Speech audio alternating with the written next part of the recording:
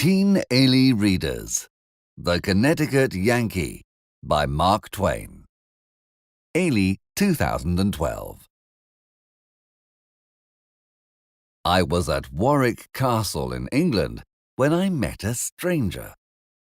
He told me many stories about the past. I liked them very much.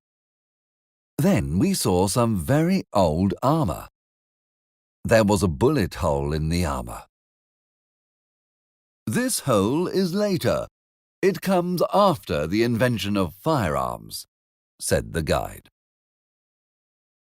"I did it," said the stranger, and smiled.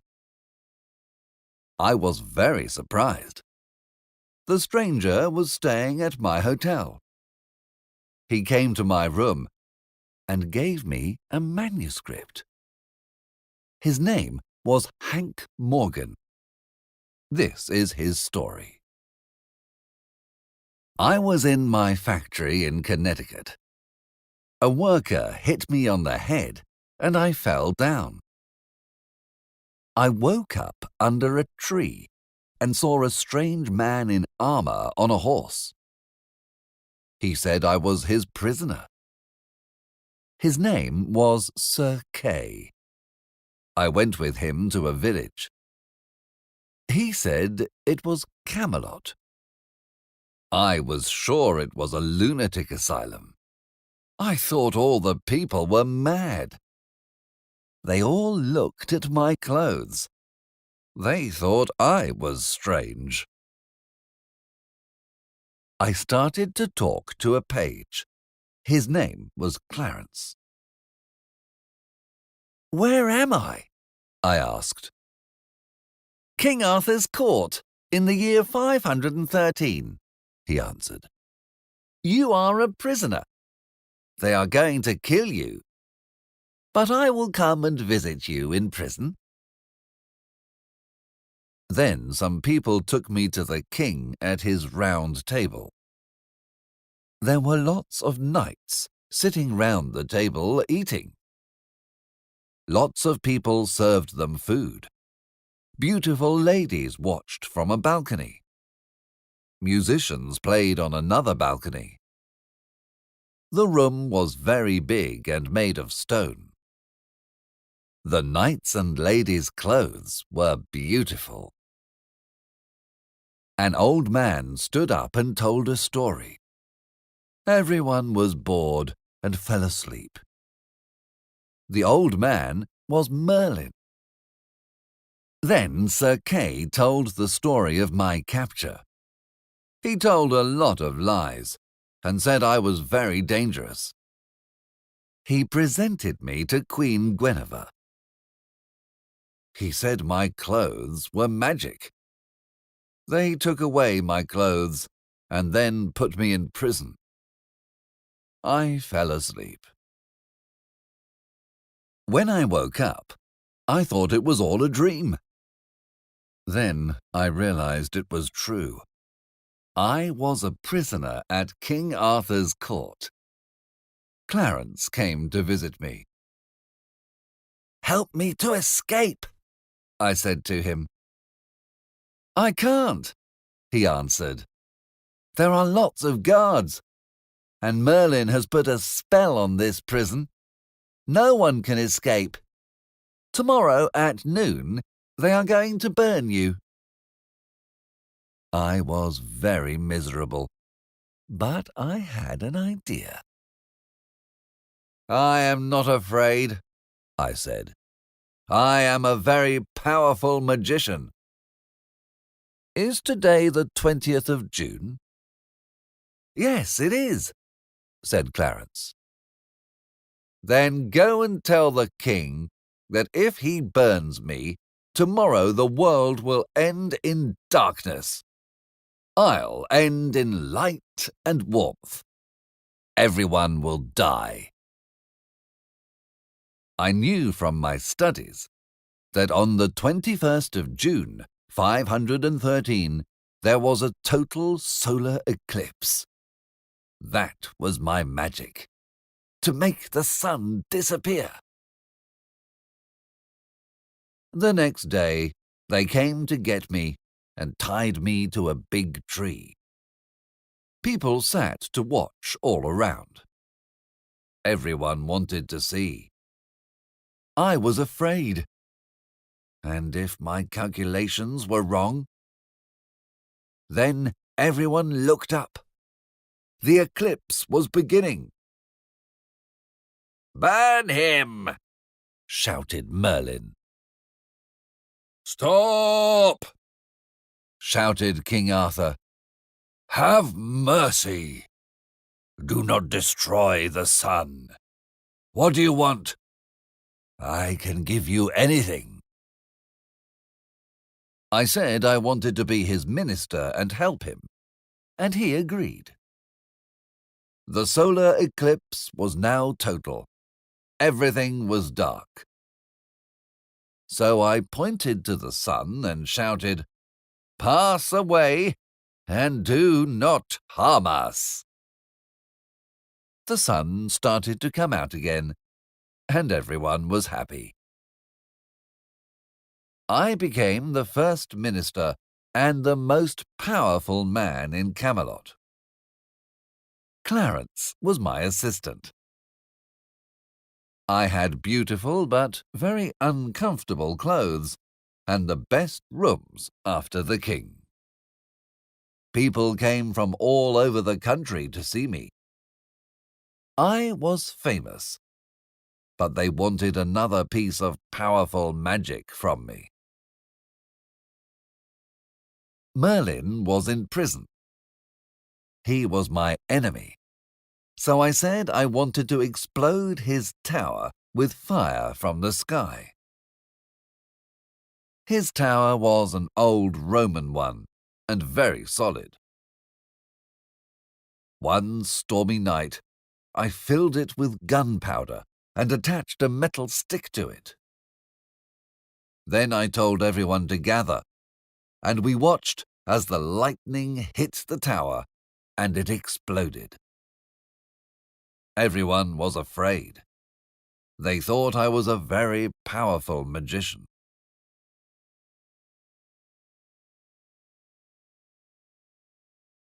As time passed, I realized that the people in Camelot were like children. They were very simple. They couldn't read or write, and they were not logical. They believed everything they heard. I started to open secret schools and a secret military academy.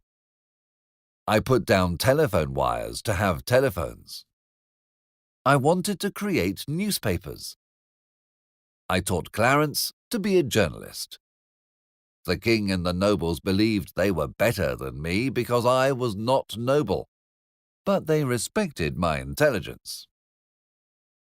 I thought I was better than them because I was intelligent, but I liked them. No one admitted all this, and we got on very well. After 4 years, King Arthur was very happy with my work. He was richer because I managed his money well.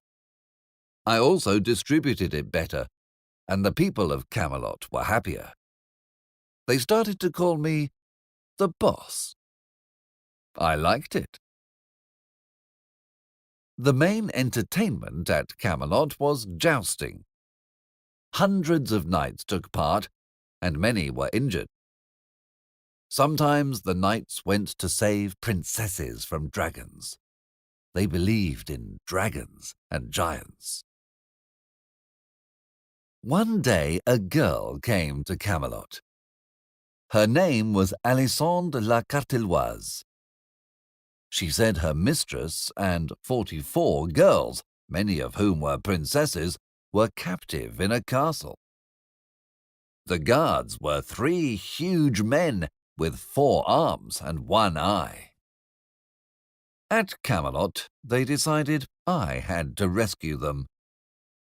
I decided it was time for a holiday, so I agreed. I asked Alysande questions. She couldn't tell me anything.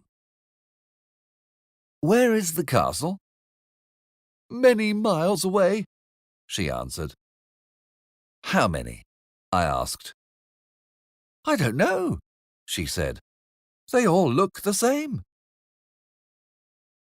I got up early and had breakfast. Then I put on my armor. It took a very long time. There were many pieces, and I couldn't move or do anything. They had to carry me out and lift me onto the horse. I felt like a ship going to sea. Then Alisande climbed onto the horse behind me. She had to show me the way to the castle. We started out, and everyone waved goodbye to us.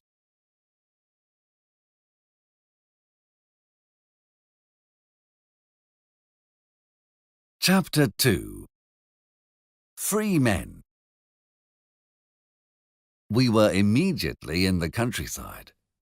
It was lovely and pleasant, very green.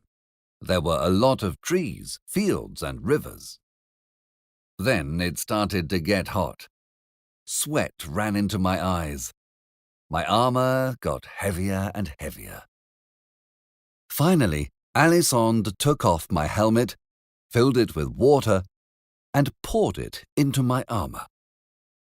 I felt better. Alisande never stopped talking. I told her to take a rest and not use up all the air. Night approached. It got dark fast. I found a place for Alisande to sleep, and then one for me. It got very cold, and lots of insects climbed inside my armor. I couldn't sleep. In the morning, I was cold, tired, and hungry. Sandy was bright and fresh. We set off. Suddenly, we met a group of poor, ragged people. I had breakfast with them and saw they were very happy. They were free men. They were farmers and artisans, about 7/10 of the population. They were the only useful part of the population, but they could do nothing without the permission of their lords or the church. They couldn't sell anything without paying tax. They had to give part of their produce to the lords and bishops and work for them. These men were free, but they were repairing the bishop's roads as part of their duty. I asked them, "If you had a vote tomorrow, would you vote for a king?" They didn't understand, except for one man. He said, "In a nation with a vote, there are no kings or bishops."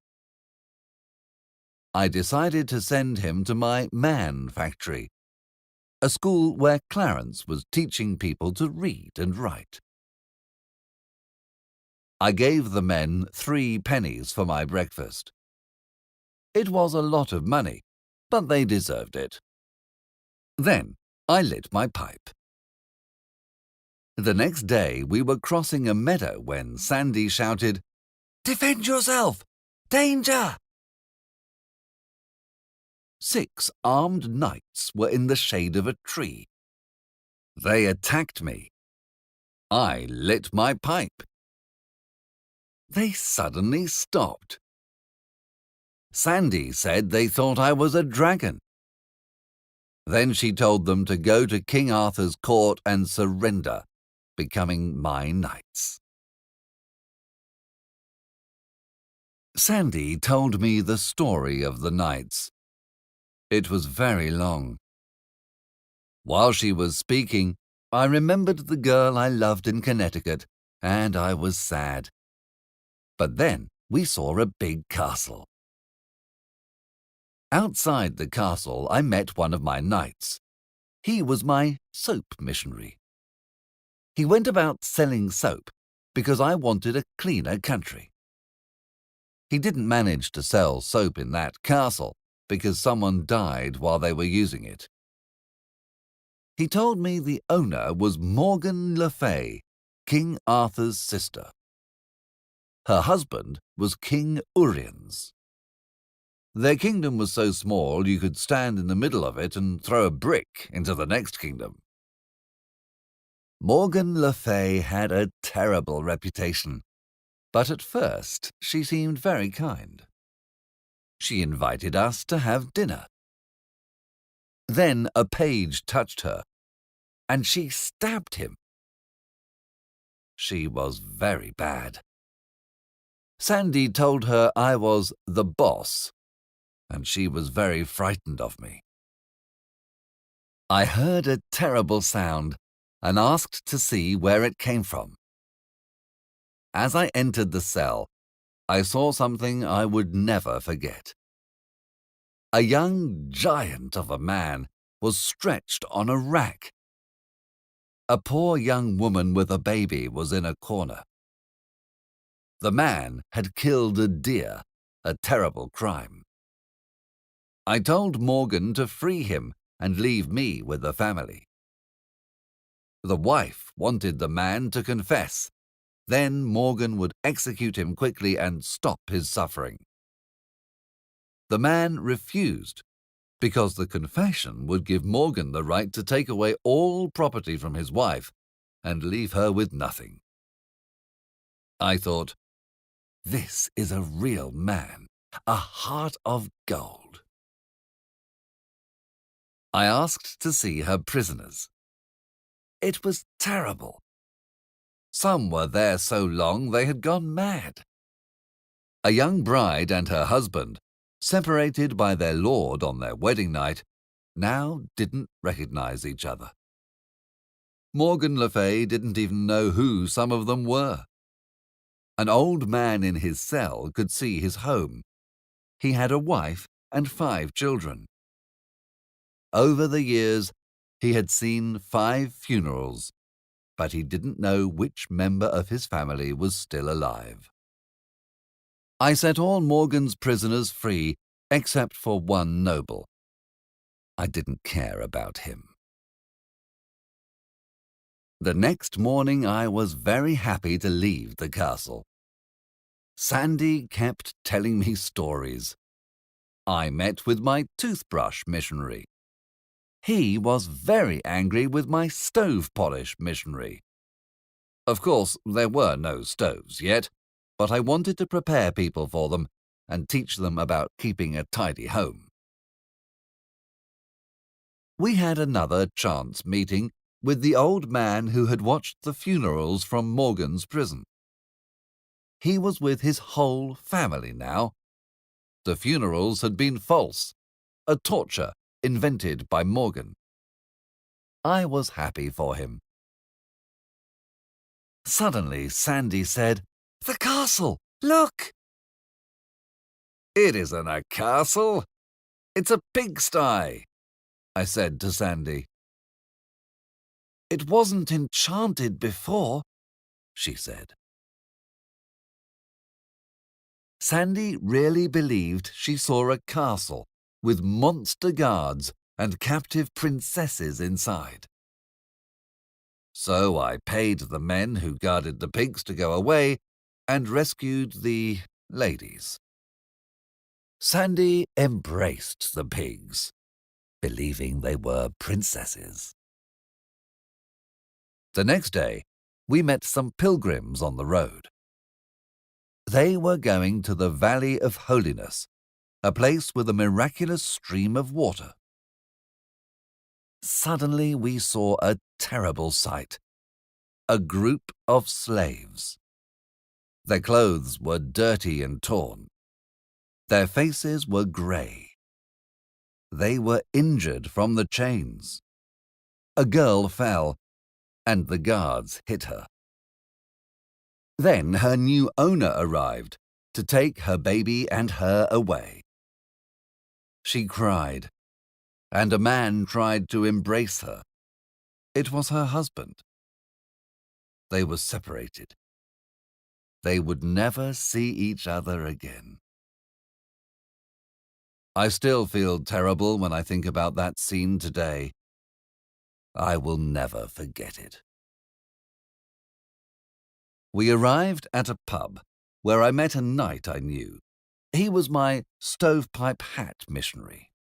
He wore armor with a hat instead of a helmet. He said there was a terrible problem in the Valley of Holiness. The water had stopped. Merlin was there now. He was trying to make the water come back with magic. I sent a message to Clarence. Send me pipes, extensions, and 2 trained assistants.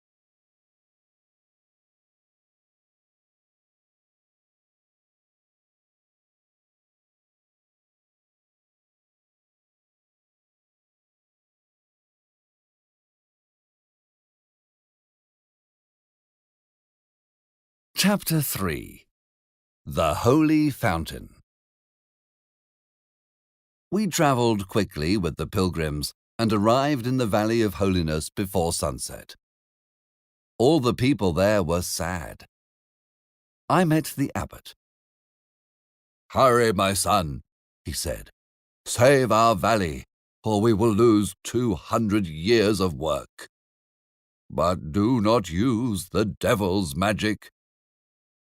"I only use God's work," I said. "But what about Merlin?" "He promised to, but please try immediately," answered the abbot. "I can't," I said. "It is not fair. I must wait until Merlin stops." I asked to see the well. I made an inspection and realized that the well probably had a leak. I went down the well and saw there was a big hole at the bottom. That was the problem, but I had to wait for Merlin to stop. The next day, I decided to visit some hermits. They were all very dirty and very strange. One had chains. One was naked and black with dirt. One stood on a pillar and moved up and down. Eventually, I attached a sewing machine to him and made shirts. It made a lot of money. Soon, Merlin decided to give in. So, with my assistance, I repaired the well and put in a pump. Then we made a tunnel for the water to flow outside, too. I put down some fireworks. I called everyone and started the miracle. I said very big, strange, invented words. Everyone thought they were magic. Then I lit the fireworks, and the water started to flow. It was a huge miracle. Soon after, I asked if the monks wanted a bath. They were horrified. Baths were forbidden because people having baths stopped the water in the past. But I told them it was a different problem that stopped the water, not the bath. They were very happy and loved the swimming pool I built for them to wash in. One day I was walking in the valley when I heard a voice in a cave. It was one of my telephone operators. I asked to speak to Camelot and learnt that the king and the court were coming to visit the valley. When I returned to the monastery, I had a horrible surprise. A new, giant magician. He said he knew what everyone was doing. The Emperor of the East, the Supreme Lord of India, and others. Everyone believed him and was very surprised. I asked, "What is my right hand doing?" He didn't know. He was very worried. No one had ever asked that sort of simple question before. Then I asked, "What is the king doing?" He answered, "He is sleeping in the palace." Everyone was amazed, but I answered, "He isn't. He is travelling by horse. He will be here in 3 days." No one believed me, but I checked every day with my telephone operators, and when the king was arriving, I announced this to the abbot. People immediately stopped believing the false magician and believed me again. It is not difficult to be a successful magician in King Arthur's time, but it is hard work, and you can't rest.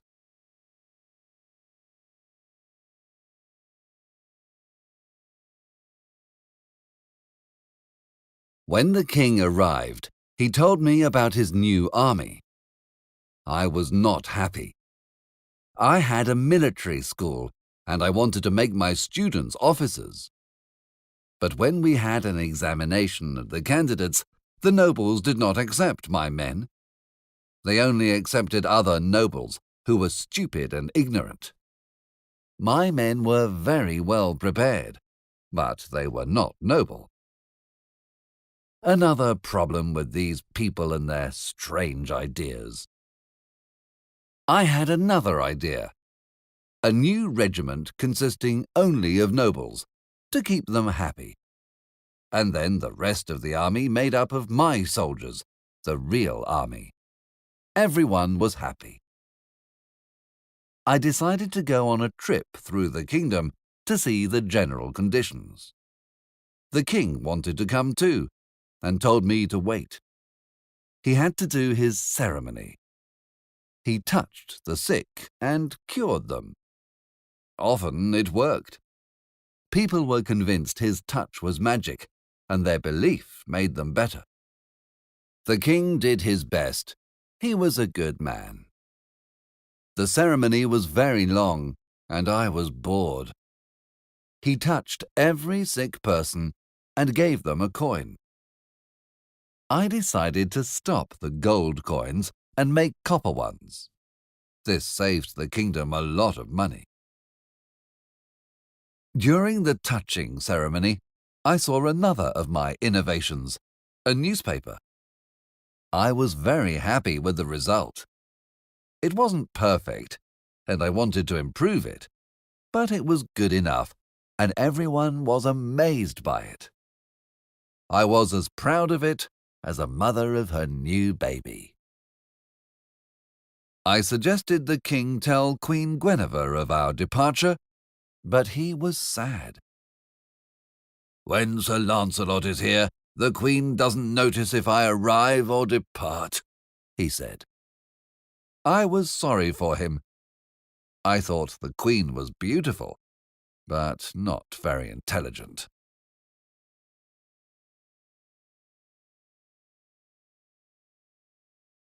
Later that evening, I helped the king to dress himself as a peasant, ready for our journey into his kingdom. I cut his hair short. Nobles had long hair cut short at the front, and peasants had short hair, and the slaves had long hair. I cut his hair like a peasant and gave him a long, simple tunic. We left early in the morning. On the road, some noble people passed. I had to tell the king to bow to them. He didn't know how to behave. He wasn't good at bowing, and one of the nobles tried to hit him. I stepped in and he whipped me instead. Next, we met 2 knights. The king did not move off the road. He didn't understand that peasants had no rights. He believed the knights would ride round him. They didn't. They insulted the king, who answered. This made them furious. To save the situation, I insulted them more. They turned and started to attack us, so I threw some dynamite at them, and they exploded. The king thought it was magic. I told him I could not repeat it another time. He said, "You must read my thoughts and stop me before I make mistakes." "I can't," I answered. He was amazed. "But Merlin can." he said. I realized I had made a mistake. I said, Merlin can see a few minutes into the future. I can see centuries into the future. I don't bother with small prophecy like Merlin. He was convinced. Chapter 4. The Yankee and the King. On the morning of the 4th day, when the sun was coming up, I decided to drill the king. Sir, I said, you are too like a soldier, a lord. This is not good. You must try to look poor and miserable. The king tried to walk like a poor peasant, but he was not convincing. He had too much spirit. I said to him, what will you say when we ask for hospitality in a house? Varlet, give me what you have, answered the king. No, you cannot say varlet. You are not a lord, I answered. You must say brother. The king tried his best. Give me the sack, he said. I must try to stoop under weights that are not honourable.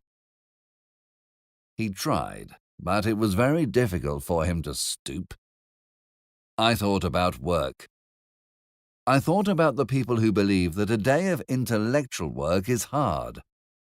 They don't understand that work is physical. It is silly to pay higher wages to intellectuals than to people who work with their bodies.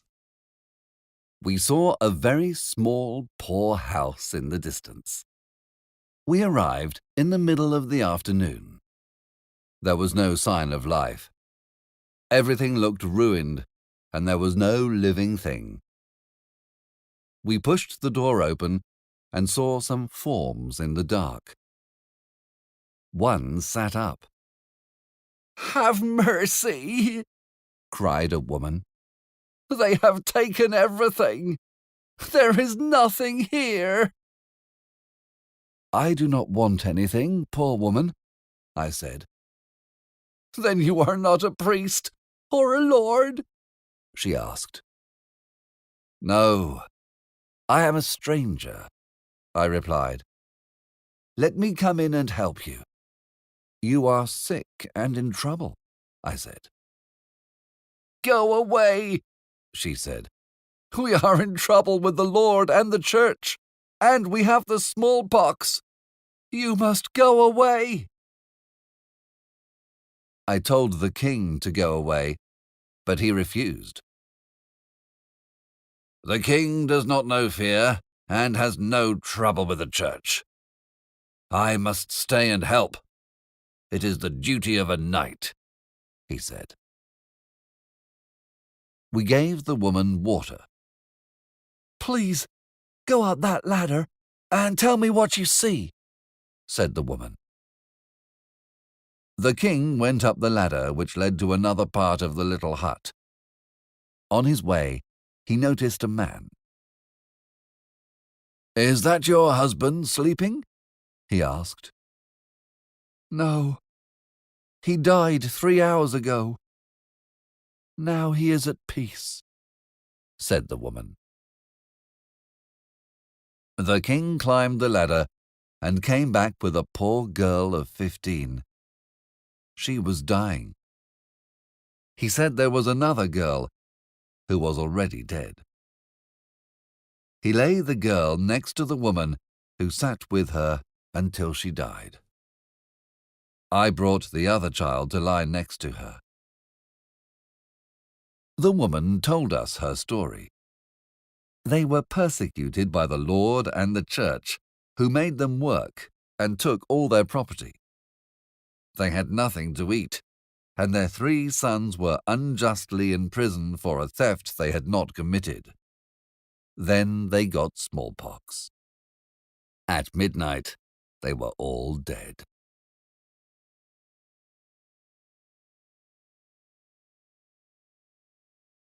We continued our journey and came to a small house. We asked for hospitality, and the couple who lived there was kind.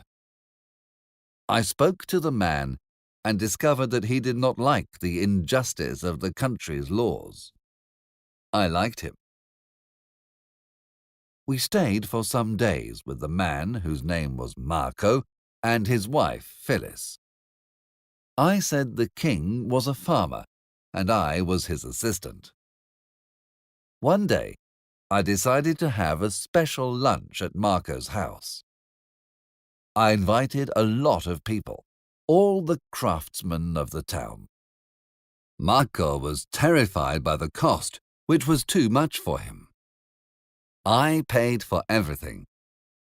Everyone thought I was very rich.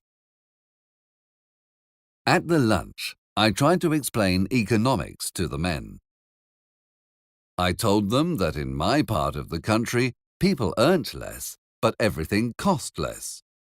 So in my part of the country, people were better off. They couldn't understand. "But we earn double what you earn. This is better," insisted one man. "But we pay less than half of what you pay. Therefore we have more money and can buy more things," I replied. They could not understand the idea, which was new to them, and I could not explain it to them. I was very disappointed. So I tried another subject. I talked about crime and punishment, and I said they were committing crimes by earning more than was allowed by their lord. This was a mistake. I thought we could laugh about it, but they were terrified. They didn't know me, and they were worried that I wanted to report them. The king started talking about farming, but he knew nothing about it. The men started to say that he was mad. "One wants to betray us, and the other is mad," they shouted. A fight started, and the king was delighted, but I made him escape. We were in danger. We ran to the woods and hid in a tree, but the people found us and wanted to kill us. Luckily, a noble arrived and saved us. He took us with him to a nearby town where he had business. Then we had another terrible surprise. He took us to the market and sold us as slaves. He sold the king for $7 and me for $9. I was offended. I was worth at least 15 and the king 12. We were chained to the slaves by the master, who was hard and cruel. We got lost in the snow, and 5 people died. Then a woman arrived screaming and tried to find protection with us. The people in her village said she was a witch and wanted to burn her. Our slave master helped them. We could not help her.